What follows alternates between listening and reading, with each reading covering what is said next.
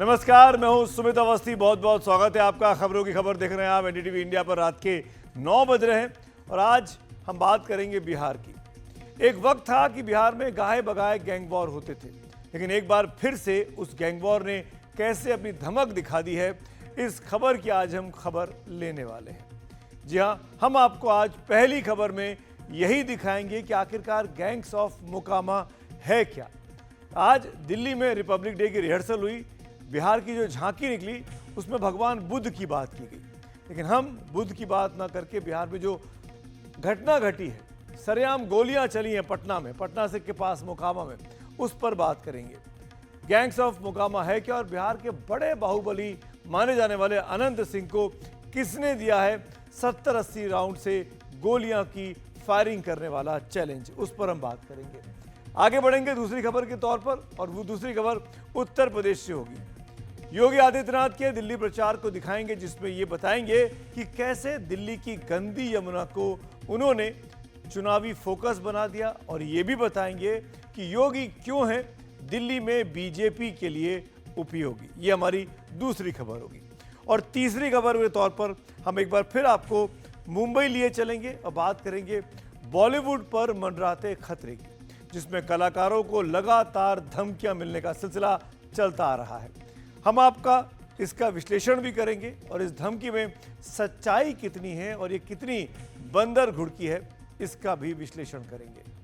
और चौथी खबर जिस पर आज हम खासतौर पर फोकस करने वाले हैं वो अमेरिका से है, जहां सत्ता परिवर्तन के बाद राष्ट्रपति डोनाल्ड ट्रंप लगातार बोल्ड फैसले ले रहे हैं, क्योंकि उनके सबसे करीबी सलाहकार एलन मस्क ही उनके लिए सबसे बड़ा सरदर्द बनते जा रहे हैं।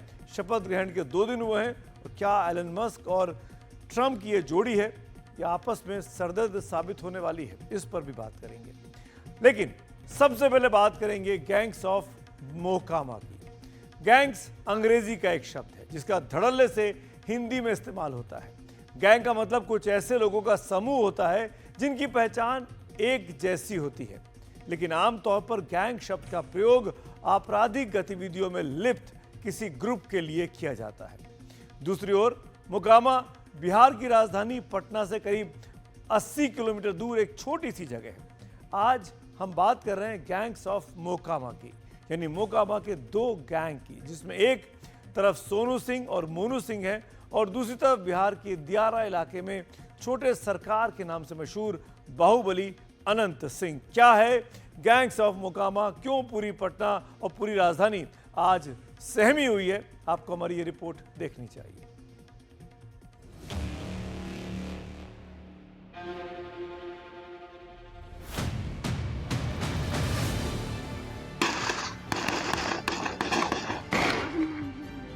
चोर है, किडनैपर है, सोनू मनुआ क्या रहेगा? चोर है, पूरे खेत जोत लेना, कुल लेके मुझे जितना घाट गंगा जी नहाने का था, जाके आप लोग देखिए, ये वो घाट नहीं रहा, किसी को नहाने लायक नहीं रह दिया। हम वस्त्रहीन रहने वाले व्यक्ति हैं, लेकिन चरित्रहीन नहीं हैं। ये आप यहाँ 10, 20, 25 गांव घूम लीजिए।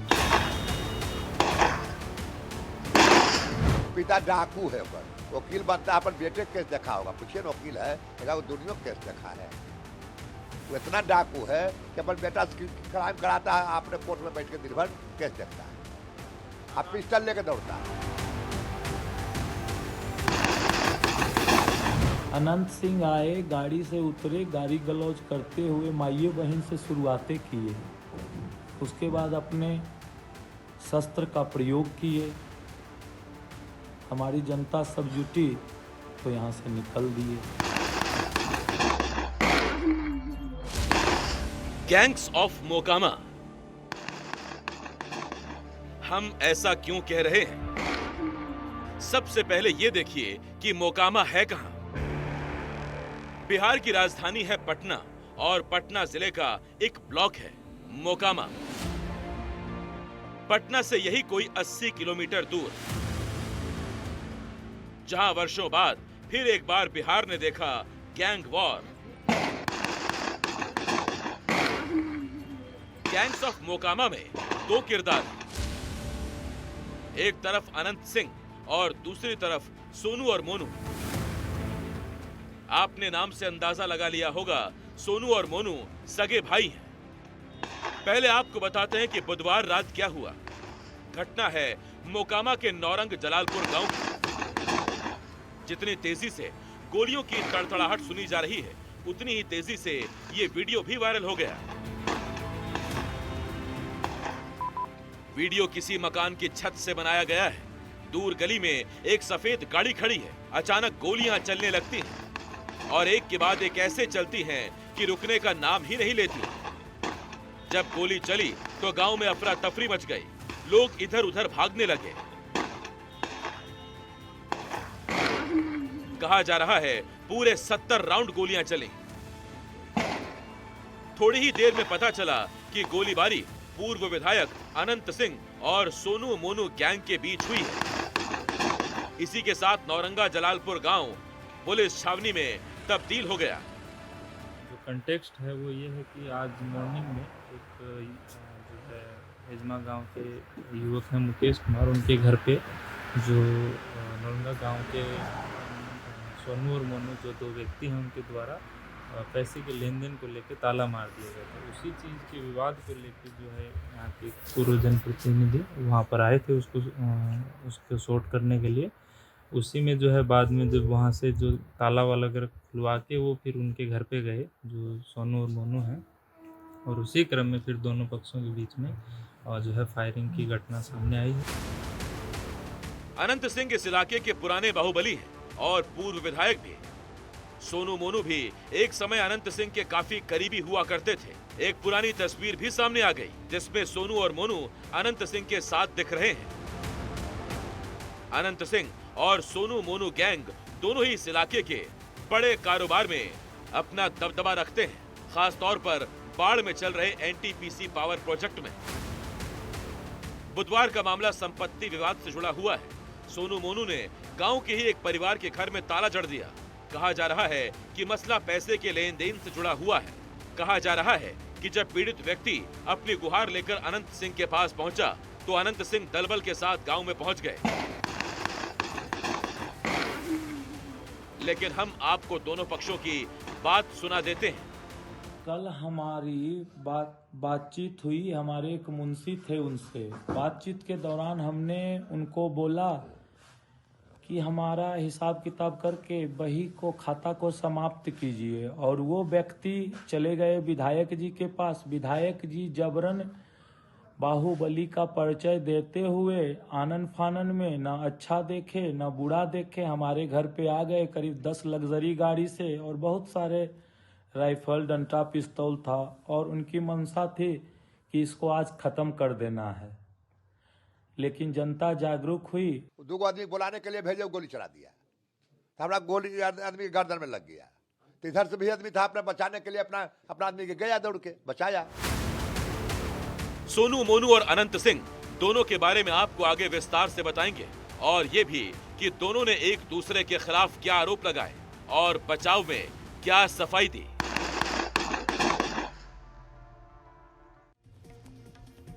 दरअसल वर्चस्व की भी लड़ाई है कि किसकी चलेगी, सोनू मोनू की चलेगी या अनंत सिंह की चलेगी। एक वक्त में तीनों एक साथ हुआ करते थे। सोनू मोनू तो अनंत सिंह के लिए काम करते थे। 60 से 70 राउंड की फायरिंग हुई, सरेआम हुई। ऐसा बताया जा रहा है कि मोकामा के उस गांव में करीब 20 से 25 मिनट तक लगातार गोलियां चलती रहीं और पुलिस या प्रशासन का कोई दखल नहीं दिखा। ये सारा कुछ उस पटना जिले के अंदर हुआ जो बिहार की राजधानी है, और जहां पर यह घटना घट रही थी, सरेआम गोलियां चल रही थी, वहां से करीब 80 किलोमीटर की दूरी पर राज्य के मुख्यमंत्री नीतीश कुमार खुद सत्ता संभालते हैं। वो नीतीश कुमार जिनको सुशासन बाबू कहा जाता है, जिन्होंने बिहार की कानून व्यवस्था उनके मुख्यमंत्री बनने के बाद बिल्कुल दुरुस्त कर दी है। इस केस में 3 FIR दर्ज की गई है। पहली उस आदमी की तरफ से जिसके मकान में ताला बंद कर दिया गया, और दूसरी सोनू मोनू गैंग की तरफ से, और तीसरी FIR दर्ज की है अनंत सिंह ने। वही अनंत सिंह जिन्होंने कभी नीतीश कुमार को सिक्कों से तौलवा दिया था।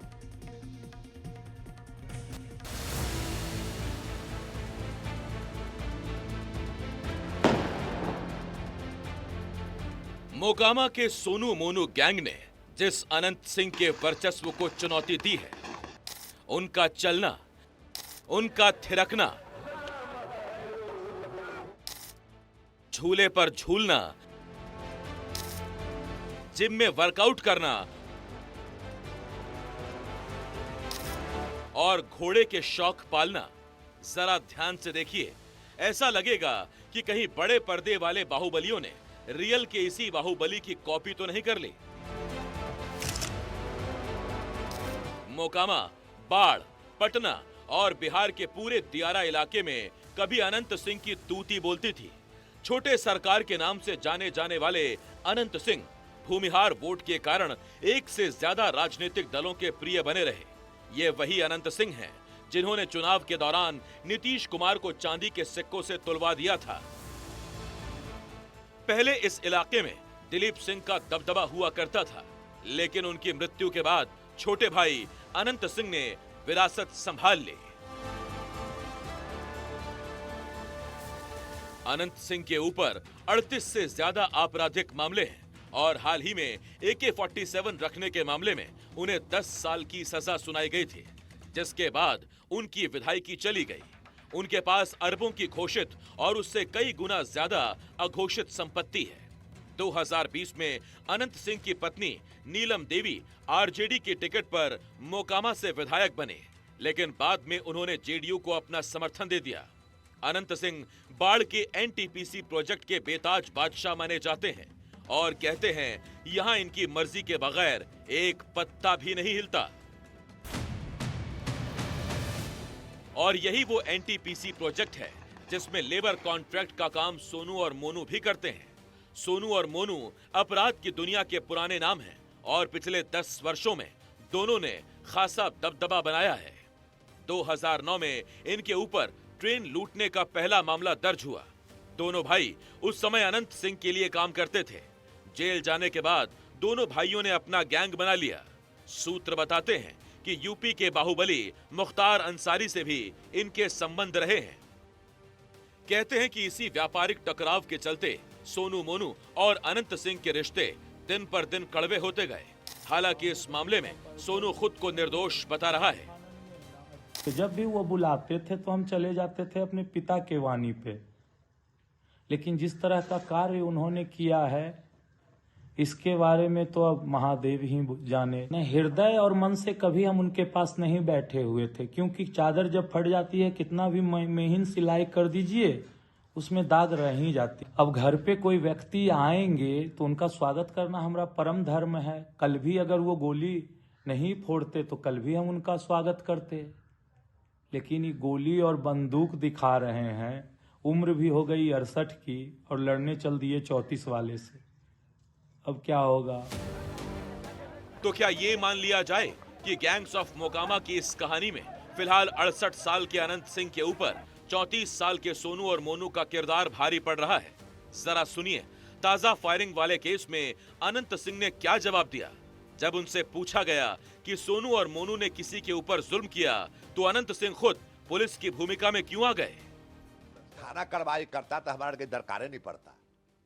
3 रोज से घर बंद है, आदमी भागल है, कोई रैया दोहैया नहीं है। आप चाहते हैं इसमें हाई लेवल जांच हो थाना की? हाँ, हम चाहते हैं कि जांच हो। हम सरकार से इतना कहेंगे कि थाना वाला का इतना चाहिए करना कि जो जुल्म करता है तो ओकरा कहे कि काहे जुल्म तो करता है, लेकिन थाना वाला रुपया पैसा लेके किसी को कुछ नहीं कहता है। उनसे भी लेता है क्या सोनू मोनू? मुखिया है, मुखिया है, मारा मुकमा मांगे अफसर के कि हम अगर काम कैले हमारा क्षेत्र तुम जाना जांच में नहीं। 4 रोज पहले मारा है मोकामा ब्लॉक में आके। आप क्या चाहते हैं, क्या कार्रवाई हो? हमें चाहते हैं कि जनता के कोई नहीं कुछ करे, सुरक्षित रहे। जनता के लिए आज भी जाएंगे आप? हाँ, आज भी जाएंगे। बार में मोकामा में जनता कहेगा कि है रहो, हम रह जाएंगे, आबो वो नहीं करेंगे। जाएगी कौन सवाल है? उनके तरफ से आरोप लगाया जा रहा है कि राजनीति वो कर आरोप हमरा नहीं सुना हुआ आरोप आप जाकर कर सुनिए। जो भी हो, अगर ये लड़ाई वर्चस्व की है तो आसानी से ठंडी भी नहीं पड़ने वाली है। अनंत सिंह, सोनू मोनू और उनके पिता तीनों पर खुलेआम आरोप लगा रहे हैं और बदले में उन्हें जवाब भी मिल रहा है। पिता डाकू है, वकील बनता है, अपन बेटे केस देखा होगा, पूछिए वकील है, वो दुनिया केस देखा है। वो इतना डाकू है कि अपन बेटा क्राइम कराता है, आपने कोर्ट में बैठ के दिन भर केस देखता है। अब पिस्टल लेके दौड़ता है। सेफ्टी तो लॉ एंड ऑर्डर प्रशासन तो मदद किया, नहीं तो बहुत बड़ा नरसंहार करके जाते। उधर पुलिस की गाड़ी घुसी, इधर पब्लिक थोड़ा उत्तेजित हुआ, यहाँ से भाग खड़े हुए। लगभग कितने लोग थे जो आए थे? जैसा सुनने में आया है कि लगभग 60-70 लोग थे और अलग अलग सब छिपे हुए रहते थे, वो छिपा के रखे हुए थे। आप लोगों ने भी अब FIR किया है, क्या चाहते हैं आप लोग सरकार से उचित? देखिए, हमें सबसे बड़ी बात है कि हम आपसे भी गुजारिश करते हैं कि हकीकत का पता लगाइए। वो लदामा गांव से नदावा गांव से यहाँ आए, लगभग 55-60 किलोमीटर की दूरी पर। हम लोग वहाँ गए, अच्छा मधुर संबंध था। उनके मन में किस तरह की भावना दुर्भावना रखे हुए हैं तो उनकी आत्मा ही बता सकती है। बैकग्राउंड उन्हीं की देन है। मेरे खिलाफ जो पुत्र के ऊपर केसेज हैं, हमारे ऊपर भी 1-2 केसेज हुए, 3 केसेज, उन्हीं की देन है। बात इतिहास की हो या फिर वर्तमान की, दोनों ही आरोपियों के दामन दागदार हैं और दोनों में से कोई भी साफ छवि का नहीं है। परंतु इन दोनों ने इस बार जिस खुले तौर पे अपनी ताकत और दबंगई का प्रदर्शन किया है, उससे बिहार सरकार, बिहार पुलिस और बिहार का सुशासन एक बार फिर से कटघरे में खड़ा है। पटना से प्रभाकर कुमार, NDTV। जिस तरीके से खुलेआम दोनों गुट, दोनों गैंग के लोग एक दूसरे को धमकी दे रहे हैं, चाहे वो अनंत सिंह हो चाहे वो सोनू मोनू हो, समझ में आ रहा है कि बिहार में दरअसल इन दिनों चल क्या रहा है। बिहार में 6 महीने के बाद चुनाव भी होने हैं, चुनाव ज़्यादा दूर नहीं है। गैंग्स ऑफ मोकामा की कहानी हम आपको इसलिए भी बता रहे हैं क्योंकि वहाँ नए सिरे से गैंग वॉर की शुरुआत होती दिखाई दे रही है। गैंग वॉर वहाँ का पुराना शगल रहा है। क्या कुछ होता है गैंग वॉर में, कौन कौन रहे गैंग लीडर्स, उनके बारे में भी आपको बता देते हैं। वहाँ बाहुबलियों का कहानी भी अनंत है, एक एक करके सबके बारे में बताते हैं। सबसे पहले बात करते हैं जिस कहानी के सबसे बड़े किरदार हैं, अनंत सिंह की। अनंत सिंह के बारे में तो हमने आपको काफ़ी कुछ अब तक बता दिया है, फिर से बता दें। उन्हें AK-47 कांड में सजा हुई थी और उसी वजह से उनकी विधायकी भी उस वक्त खत्म हुई थी। एक और नाम है आनंद मोहन का। DM कृष्णैया के हत्या के मामले में दोषी हैं, सजा काट चुके हैं। इसीलिए इनके लिए मुख्यमंत्री नीतीश कुमार ने जेल के नियम तक बदल दिए ताकि ये जेल से बाहर आ सके। एक और नाम है सूरजभान सिंह का। किसी जमाने में कोयला और स्क्रैप के टेंडर में इनकी धाक थी, विधायक और सांसद भी ये रह चुके हैं। फिलहाल वो अपना सारा ध्यान कारोबार पर लगाए हैं, लेकिन राजनीति में दखलंदाजी बरकरार है। एक और नाम है सुनील पांडे, बिहार के बड़े रेत कारोबारी माने जाते हैं। भोजपुर, रोहतास, कैमूर और औरंगाबाद में इनका दबदबा है। कई हत्याकांड में उनका नाम बतौर आरोपी शामिल है। पीरो से पहली बार विधायक बने, अब उनके बेटे वहीं से विधायक है। एक और नाम है बाहुबलियों में पप्पू यादव का। अजीत सरकार की हत्या में उम्र कैद हो चुकी है, उम्र कैद का मुकदमा चला। फिलहाल पूर्णिया से निर्दलीय सांसद बने हुए हैं। आनंद मोहन जहां अगड़ों की राजनीति करते हैं, वहीं पप्पू यादव पिछड़ों की। एक समय था जब दोनों के समर्थकों के बीच गैंग वार बिहार में बहुत आम हुआ करता था। एक और नाम सुनिए बिहार के बाहुबली का, प्रभुनाथ सिंह। छपरा से है, सिवान, छपरा, गोपालगंज में इनका दबदबा है। पूर्व विधायक अशोक सिंह की हत्या के मामले में फिलहाल हजारीबाग जेल में सजा काट रहे हैं। 1990 में विधायक बने और नीतीश लालू दोनों के साथ करीबी बनकर काम किया। काली पांडे सभी बाहुबलियों के गुरु माने जाते थे। 1984 की लहर में लोकसभा का चुनाव निर्दलीय जीत गए थे। काली पांडे कई गंभीर आरोप में जेल भी जा चुके हैं। एक और नाम है राजन तिवारी। रेलवे और स्क्रैप के धंधे में इनकी तूती बोलती है। फिलहाल यूपी के फर्रुखाबाद जेल में बंद है। राजन तिवारी का प्रभाव क्षेत्र बिहार के अलावा यूपी और नेपाल में भी था। भाई राजू तिवारी चिराग पासवान की पार्टी के प्रदेश अध्यक्ष बने हुए हैं। एक और नाम रमा सिंह। अपहरण के कई मामले इन पर दर्ज हैं, सजा याफ्ता हैं। 2014 में आरजेडी के कद्दावर नेता रघुवंश प्रसाद सिंह को लोकसभा चुनाव भी हरा चुके हैं। रमा सिंह के ऊपर अपहरण के कई मामले दर्ज हो चुके हैं। ये थे बिहार के वो बाहुबली जो आपको पता होना चाहिए कि बिहार की राजनीति, बिहार का आम सामाजिक जीवन इन बाहुबलियों के इशारे पर कई सालों तक उनके इशारों पर घूमता रहा आप ये भी कह सकते हैं कि एक बार फिर कहीं वो दौर तो नहीं लौट रहा है जिस तरीके से कल सरेआम वहां पर गोलीबारी हुई है। आइए आगे बढ़ेंगे, आज की अगली खबर की ओर आपको लिए चलते हैं और ये खबर है दिल्ली के चुनाव से जुड़ी हुई। दिल्ली के चुनाव में आज योगी आदित्यनाथ यूपी के मुख्यमंत्री की एंट्री हो गई। चुनावी दंगल पर दिन वार पलटवार तीखे होते जा रहे हैं। आज उत्तर प्रदेश के मुख्यमंत्री योगी आदित्यनाथ की दिल्ली में एंट्री हो गई। योगी की एंट्री इसीलिए अहम है कि पिछली बार जिन सीटों पर योगी ने प्रचार किया था वहां पर बीजेपी के वोट 2020 की तुलना में काफी बढ़ गए थे, इसीलिए उनकी डिमांड काफी बड़ी हुई है। और दिल्ली में आम आदमी को घेरने के लिए योगी ने वो यमुना कार्ड चल दिया जो अरविंद केजरीवाल की सबसे बड़ी कमजोरी निकलकर सामने आई है। अगर एक मुख्यमंत्री के रूप में मैं और मेरे मंत्रीगण प्रयागराज के संगम में स्नान कर सकते हैं तो मैं पूछना चाहता हूं दिल्ली में आम आदमी पार्टी के अध्यक्ष से अरविंद केजरीवाल जी से मैं पूछना चाहता हूं क्या यमुना जी में वह भी अपने मंत्रियों के साथ जाकर के स्नान कर सकते हैं क्या? इस एक वाक्य के तीर से उत्तर प्रदेश के मुख्यमंत्री योगी आदित्यनाथ ने अरविंद केजरीवाल पर 3 निशाने साधे हैं। पहला, केजरीवाल के राज में यमुना और बहुत मैली हो गई है। दूसरा, यमुना की धार्मिक महत्ता का भी केजरीवाल ने ख्याल नहीं रखा, यानी केजरीवाल का हिंदुत्व दिखावे का है। और तीसरा, यमुना की गंदगी विकास के नाम पर भी एक सवालिया निशान है, यानी विकास का काम बीजेपी ही कर सकती है। बुधवार को अपने कैबिनेट के साथ प्रयागराज में संगम में डुबकी लगाने के बाद योगी आदित्यनाथ का दिल्ली चुनाव प्रचार में ये पहला भाषण था। आप प्रयागराज में जाएंगे। उनके भाषण की शुरुआत महाकुंभ की शानदार तैयारी से शुरू हुई, जिसमें यमुना की गंदगी दिखाकर उन्होंने बीजेपी और आप के बीच तुलना की लकीर खींच दी। नजर नहीं आएगा। आप प्रयागराज में जाएंगे तो अच्छी शानदार सड़कें मिलेंगी, कहीं गंदगी नजर नहीं आएगा, बिजली पूरी मिलेगी, कनेक्टिविटी चाहे वह सड़क की हो, रेल की हो या फिर हवाई जहाज की, तीनों की बेहतरीन कनेक्टिविटी प्रयागराज के लिए उपलब्ध रहेगी। दिल्ली में योगी आदित्यनाथ के जरिए बीजेपी पूर्वांचली और उत्तराखंड के वोटरों को साधना चाहती है। दिल्ली में पूर्वांचलियों की आबादी करीब 25% है और उनका असर 20 सीटों पर है। वहीं उत्तराखंड से जुड़े लोगों की आबादी 5% है और उनका असर 6 सीटों पर है। लेकिन योगी ने अपनी पहली चुनावी सभा में लोगों के हितों से जुड़े सवालों को उठाकर ही वोट मांगे। स्वच्छता की स्थिति कितनी दुर्गतिपूर्ण है, कूड़ा का ढेर पड़ा हुआ है, गंदगी का ढेर पड़ा हुआ है। दिल्ली राष्ट्रीय राजधानी के अंदर इस प्रकार की दुर्गति हो,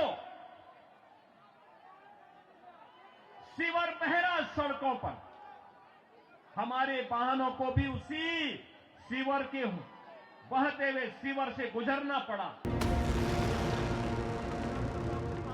हरियाणा से महाराष्ट्र तक योगी आदित्यनाथ का जो भाषण सबसे ज्यादा सुर्खियों में रहा वो बटेंगे तो कटेंगे वाला था।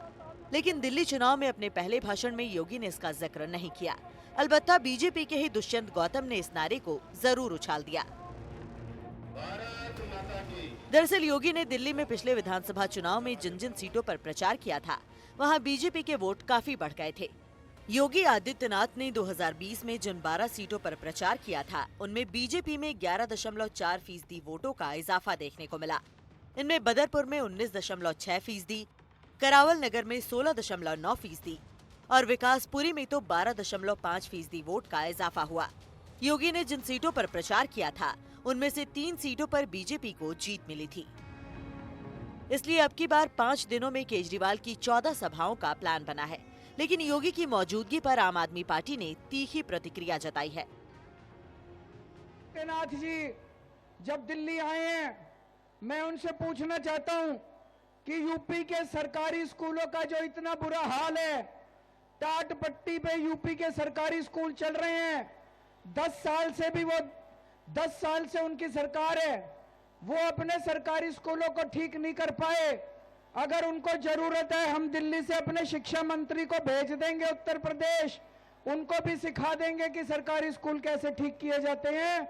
हम चाहते हैं कि उत्तर प्रदेश के भी सरकारी स्कूल ठीक हों।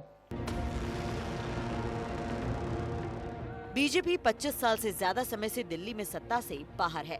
सवाल है कि योगी की यूपी वाली धमक दिल्ली में सुनाई पड़ेगी। एनडीटीवी इंडिया की रिपोर्ट।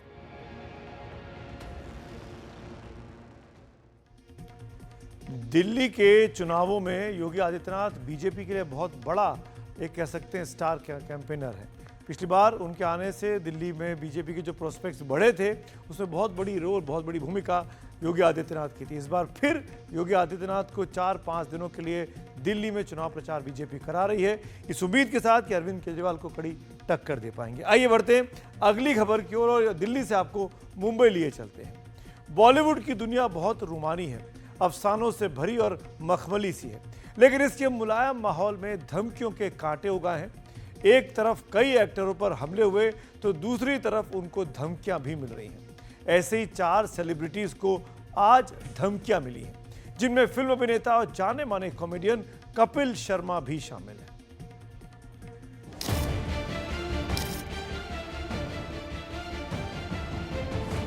पहले सलमान खान के दोस्त और बॉलीवुड से राजनीति को जोड़ने वाले नेता बाबा सिद्दीकी की हत्या।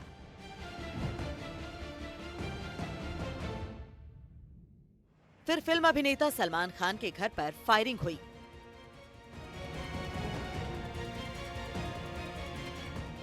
उसके बाद सैफ अली खान पर जानलेवा हमला। ये तस्वीरें बताती हैं कि बॉलीवुड की मखमली दुनिया भी कैसे हमलों से मुक्त नहीं है, लेकिन खतरा इससे कहीं बड़ा है, क्योंकि अब तो 4 फिल्मी सितारों तक धमकियां पहुंच चुकी हैं। इनमें फिल्म अभिनेता और कॉमेडियन कपिल शर्मा, चरित्र अभिनेता राजपाल यादव, कॉमेडियन सुगंधा मिश्रा और कोरियोग्राफर रेमो डिसूजा शामिल हैं।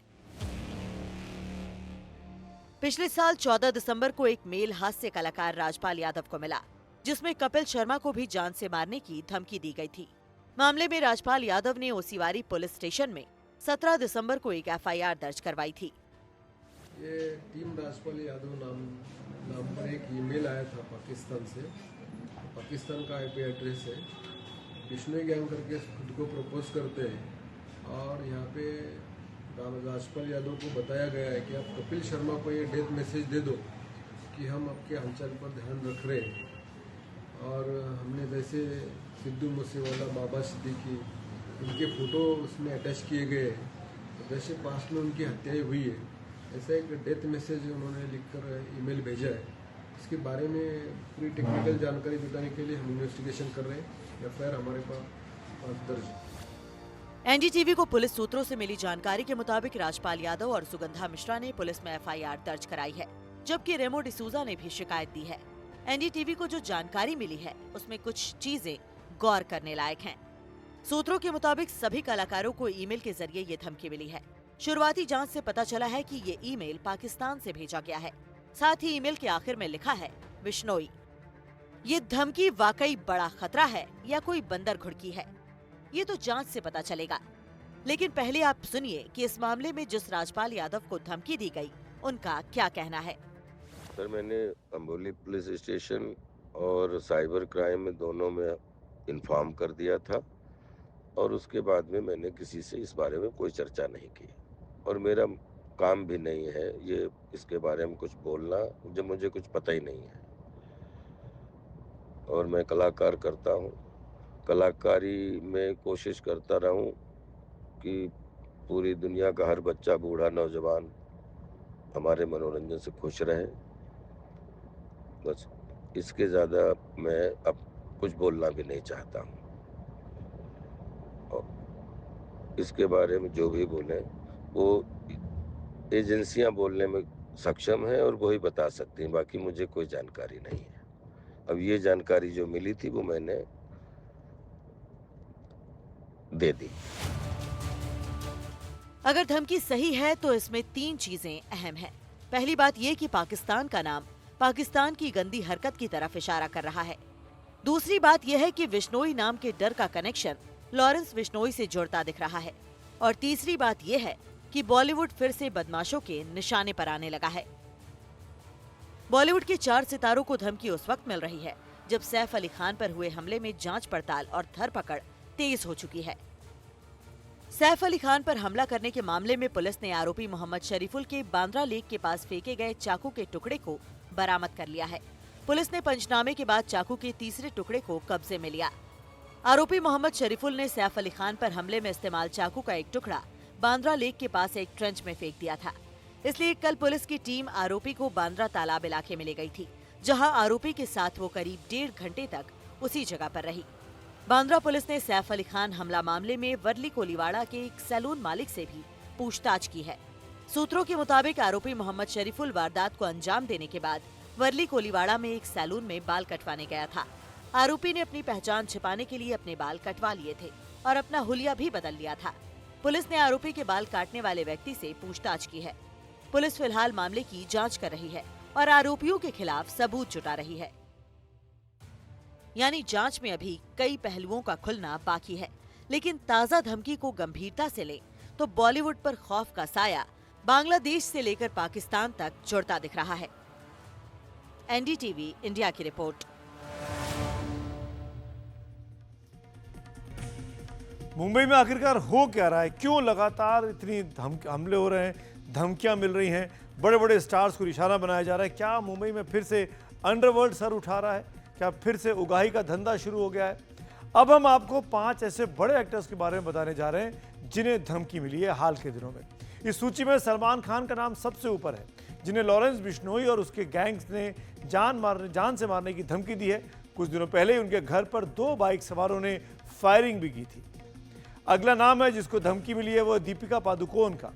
इनको धमकी तब मिली थी जब उनकी फिल्म पद्मावत रिलीज होने वाली थी। तीसरा नाम फिल्म अभिनेत्री स्वरा भास्कर का है, जिन्हें 2022 में एक चिट्ठी मिली थी जिसमें उन्हें जान से मारने की धमकी दी गई थी। स्वरा ने उस वक्त पुलिस से शिकायत भी की थी। चौथा नाम इसमें विक्रांत मैसी का है, जिन्हें ताज़ा फिल्म द साबरमती रिपोर्ट के कारण धमकियां मिली हैं। पांचवा नाम शाहरुख खान का है। बड़े स्टार्स को निशाना ज़्यादा बनाया जा रहा है ताकि इनसे ज़्यादा से ज़्यादा वसूली उगाही की जा सके। हम आगे बढ़ेंगे अगली खबर की ओर, और अगली खबर बात अमेरिका की करते हैं, जहां पर राष्ट्रपति डोनाल्ड ट्रंप इस वक्त सुपर एक्शन में है। ट्रंप से भी ज्यादा जोश में उनके सबसे करीबी सलाहकार और मशहूर उद्योगपति एलन मस्क दिखाई दे रहे हैं। जोश तक तो सही है, लेकिन मस्क के बयान और हरकतों से लगता है कि ट्रंप के लिए आने वाले दिनों में वो कहीं सरदर्द साबित ना हो जाए। हमारी ये खास रिपोर्ट देखिए, आप भी पूरा माजरा समझ जाएंगे।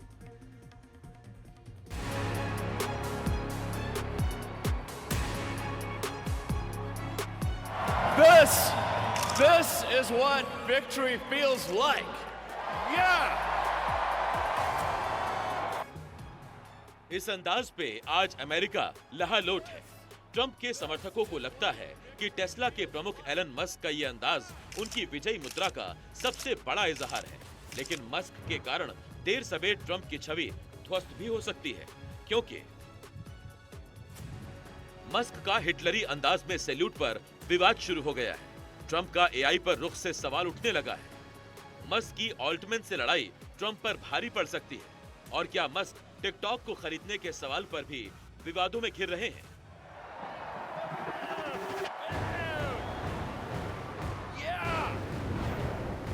यानी मस्क की हरकतें ट्रंप को मानसिक और राजनीतिक तौर पर मुसीबतों में धकेल सकती हैं, जिसकी शुरुआत आर्टिफिशियल इंटेलिजेंस से होती दिख रही है। दरअसल मंगलवार को ट्रंप ने एक संयुक्त उद्यम का जिक्र किया था, जो चैट जीपीटी के निर्माता की तरफ से ओपन एआई, ओरेकल और सॉफ्ट बैंक के साथ मिलकर तैयार होगा। इसमें $500 बिलियन तक का निवेश करने की बात है। व्हाइट हाउस के अनुसार नया संस्थान स्टारगेट टेक्सास में डेटा केंद्रों और बिजली उत्पादन की आवश्यकता को पूरा करने के लिए काम शुरू करेगा, ताकि तेजी से विकसित हो रहे एआई का और विकास किया जा सके। प्रारंभिक निवेश $100 बिलियन होने की उम्मीद है और यह राशि 5 गुना तक बढ़ सकती है। ट्रंप ने इसे अमेरिका की क्षमता में एक मजबूत विश्वास की घोषणा करार दिया। लेकिन ट्रंप के करीबी सलाहकार मस्क ने कुछ घंटे बाद निजी निवेश के मूल्य पर सवाल उठाया। मस्क ने पूछा कि 500 अरब डॉलर आएगा कहां से। इससे डोनाल्ड ट्रंप के पूर्व व्हाइट हाउस सलाहकार स्टीव बैनन ने मस्क की नीयत पर सवाल उठाए हैं। Steve, you made peace with Elon yet? You made peace with Elon? Elon's got to make peace with the president. What's he dumping on the joint venture for? He's criticizing the president, criticizing the deal yesterday. He says the guy's only got 10 billion. The president says he has 500 billion. Can't have that in the White House.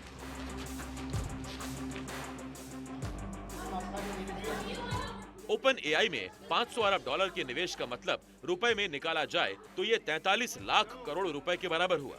अब इतनी बड़ी रकम को लेकर Elon Musk पर open AI के CEO Altman ने सवाल उठाया। इसके जवाब में मस्क ने ट्वीट किया। ऑल्टमैन ने कांग्रेस में सचमुच गवाही दी थी कि वो ओपन एआई से कोई मुआवजा नहीं लेंगे और अब वो 10 बिलियन डॉलर चाहते हैं। क्या झूठा आदमी है। एक तरफ एआई पर मस्क की किरकिरी हो रही है तो दूसरी तरफ उस हिटलरी अंदाज में सैल्यूट पर भी, जिसकी लड़ाई में विकिपीडिया के प्रमुख जिम्मी वेल्स भी कूद पड़े। जिम्मी ने ट्वीट किया कि क्या आपको उस विवरण में कुछ गलत लगता है? यह सच है कि आपने वो इशारा किया और लोगों ने उसे नाजी सैल्यूट से तुलना की, और यह सच है कि आपने इसे बेमतलब होने से इनकार किया। यह मुख्यधारा मीडिया की प्रोपेगेंडा नहीं है, यह तथ्य है। इसका हर तत्व सच है। इस पर मस्क ने जवाब दिया कि उग्र वामपंथी वाकई में इस बात से परेशान हैं कि उन्हें अपने व्यस्त दिन से समय निकालकर हमास की सराहना करने की बजाय मुझे नाजी कहने की जरूरत पड़ी। दरअसल मस्क उस राष्ट्रवाद की पीठ पर सवार हैं जिसने ट्रंप को चुनाव में जीत दिलवाई थी, और इसीलिए उनके भाषणों में भी दुनिया में सबसे आगे दिखते अमेरिका की छाया दिखती है। I mean, can you imagine how awesome it will be to have American astronauts plant the flag on another planet for the first time? Bam! Bam! Yeah!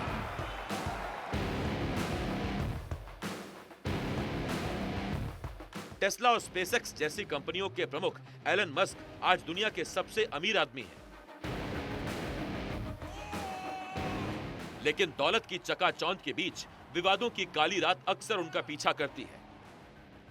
पिछले साल ही मस्क पर उनकी कंपनी की 8 पूर्व महिला कर्मचारियों ने यौन उत्पीड़न और शत्रुतापूर्ण व्यवहार जैसे गंभीर आरोप लगाए थे। एलन मस्क पर नशीली दवा केटामाइन का उपयोग करने और गूगल के सह संस्थापक सर्गेई ब्रिन की पूर्व पत्नी निकोल शानहन के साथ कथित अवैध संबंध बनाने का भी आरोप लगा। उसी तरह मस्क पर लिंग भेद का भी आरोप लग चुका है। लेकिन मस्क की पहचान आज दुनिया के सबसे ताकतवर आदमी यानी अमेरिका के राष्ट्रपति के सबसे करीबी की है। सवाल ये भी कि मस्क का सुपर एक्टिव होना क्या उनकी दूरगामी रणनीति का हिस्सा है? This is what victory feels like. जिसमें वो भविष्य में व्हाइट हाउस में अपना आशियाना देखना चाहते हैं। एनडीटीवी इंडिया की report. And I just want to say thank you for making it happen. Thank you. और अब एक ऐसी कहानी की बात करते हैं। कल ट्रेन हादसा हुआ था महाराष्ट्र के जलगांव के करीब पचौरा में। हमने लगातार वो रिपोर्ट आपको दिखाई थी। बहुत अफसोसजनक ये हादसा हुआ। यात्रियों में एक माँ भी शामिल थी जो अपने बेटे से अब कभी नहीं मिल पाएगी। पूरी कहानी क्या है आप ये तस्वीरें देखेंगे तो आप समझ जाएंगे।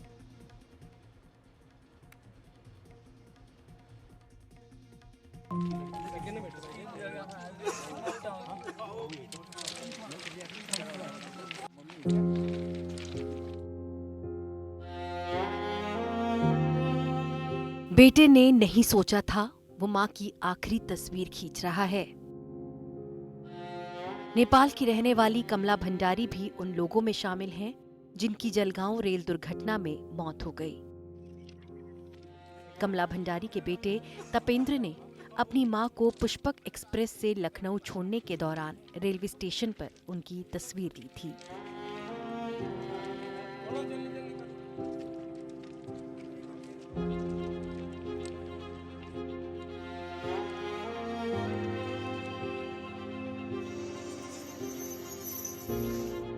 कमला भंडारी पुष्पक एक्सप्रेस से मुंबई जा रही थी। ट्रेन में आग की अफवाह के बाद अफरा तफरी मच गई और इसी दौरान कमला भंडारी भी कोच से बाहर निकल गई।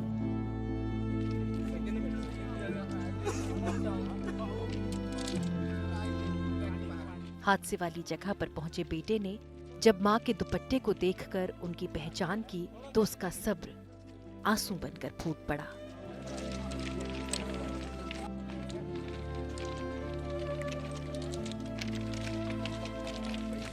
ट्रेन से जिस ट्रेन ने मेरी मम्मी को वो किया तो उसी में रख के मैं नहीं लेना चाहता हूँ।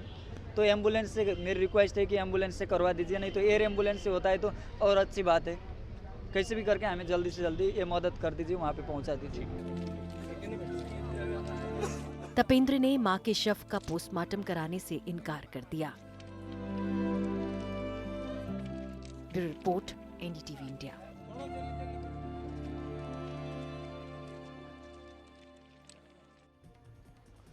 बात कर लेते हैं भारतीय टीम के सुपरस्टार्स की, यानी क्रिकेट के सुपरस्टार्स। आखिरकार रणजी मैच में ये सुपरस्टार्स जीरो कैसे हो जा रहे हैं?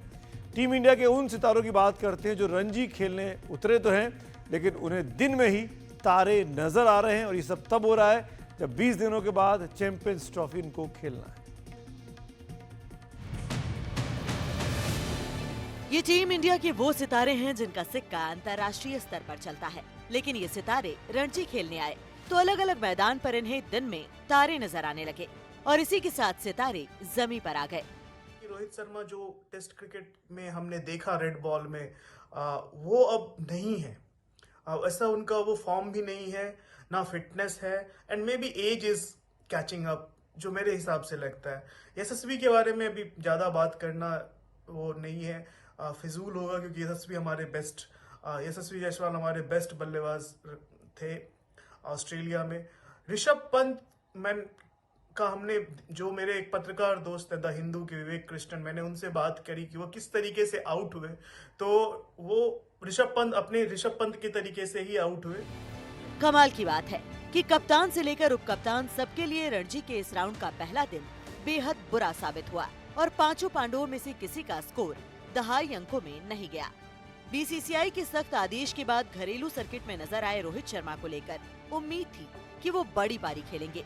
जम्मू कश्मीर के खिलाफ मुकाबले के लिए रोहित शर्मा प्रैक्टिस में अच्छे टच में नजर आ रहे थे, लेकिन लंबे समय से अपनी फॉर्म से जूझ रहे रोहित शर्मा का हाल यहाँ भी नहीं बदला और वो सिर्फ 3 रन बनाकर पवेलियन लौट गए। जम्मू कश्मीर मुंबई के सामने कहीं ज्यादा अनुभवहीन है, लेकिन रोहित फिर भी कमाल नहीं दिखा पाए और उमर नजीर मीर की गेंद पर कच्चा खा गए। मुंबई के मैदान पर पले बढ़े और खेले यशस्वी जायसवाल भी सिर्फ 4 रन बना पाए, जबकि हार्दिक तमोरे और अजिंक्य रहाणे भी कोई खास कमाल नहीं कर पाए। हार्दिक तमोरे 7 रन बनाने में सफल हुए, जबकि रहाणे 12 रन बनाकर आउट हुए। जायसवाल को छोड़ दें तो रोहित, हार्दिक और रहाणे सब उमर नजीर मीर का शिकार बने। जाहिर तौर पर कप्तान रोहित शर्मा पर सबकी नजर रही, लेकिन इसके अलावा ऋषभ पंत, यशस्वी जायसवाल, अजिंक्य रहाणे और शुभमन गिल सब पहले दिन फ्लॉप रहे। अगर रणजी के रिपोर्ट कार्ड के आधार पर कोई फैसला लेना हो तो चयनकर्ता और इन खिलाड़ियों की समझिए शामत ही आनी है। रणजी ट्रॉफी तो एक जो अपकमिंग प्लेयर्स होते हैं जिनको आगे कुछ करना होता है, अपना कैरियर शुरू करना होता है, सिलेक्टर्स को अपने निगाह में लाना होता है, तभी रणजी ट्रॉफी एक उम्दा प्लेटफॉर्म है। या फिर आप जो हैं अपने कैरियर को, अपनी टेक्निक को, अपने कैरियर को आगे बढ़ाने के लिए तब उनका जो है इम्पोर्टेंट होता है ये रणजी ट्रॉफी या डोमेस्टिक क्रिकेट। यानी केवल रणजी में प्रदर्शन फॉर्म को लाने का सही पैमाना हो, ऐसा कई क्रिकेट एक्सपर्ट नहीं मानते, लेकिन रणजी में बड़ा प्रदर्शन भी कोई बहाना नहीं हो सकता। विराट कोहली 30 जनवरी वाले रणजी मैच में दिल्ली के लिए रेलवे के खिलाफ खेलते नजर आएंगे। जाहिर है उन पर भी उतनी ही पहली नजर रहेगी। खबरों की खबर में बात करते एक आश्चर्यचकित करने वाली खबर की। दुनिया के सबसे मशहूर गिटार वादकों में से एक जेफ बेक के गिटारों की नीलामी लगी। यूं तो उनके सारे गिटार करीब 95 करोड़ रुपए में बिके, लेकिन एक गिटार ने तो बोली में सारे रिकॉर्ड्स तोड़ दिए हैं। वो गिटार करीब 11 करोड़ रुपए में बिका है। वो गिटार जेफ बेक के 1975 के एल्बम ब्लो बाय ब्लो के कवर पर था। माना जा रहा है कि ये इससे आधी कीमत पर बिकेगा, लेकिन बोली लगते ही 4 मिनट के भीतर इसके दाम बढ़ते हुए 11 करोड़ तक पहुंच गए। बैग का देहांत 2 साल पहले 78 साल की उम्र में हो गया था।